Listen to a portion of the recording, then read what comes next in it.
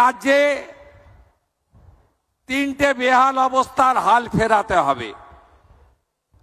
একটা হলো আইন শৃঙ্খলার পরিবেশ, সিন্ডিকেট, কাটমানি, তোলাবাজি, দাদাগিরি, সব জায়গায় রাজনীতিকরণ। এই জায়গা থেকে আমরা 2 মাসে বেরিয়ে এসেছি অনেকটা,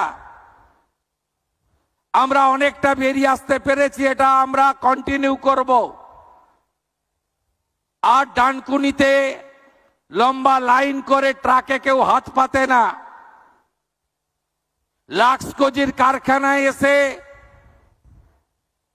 মে মাসের 4 তারিখের পরে কেউ আসেনি যে আমার মান্থলিটা দিয়ে দিন। আশা করি আপনাদের অভিজ্ঞতার পরিবর্তন হচ্ছে।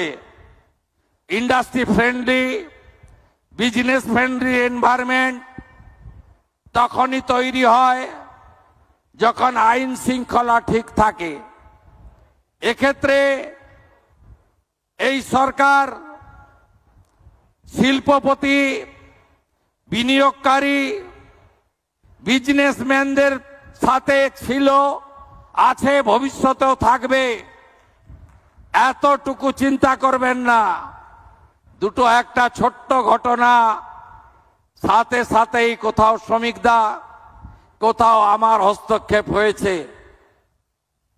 আমরা ব্যবস্থা নিয়েছি।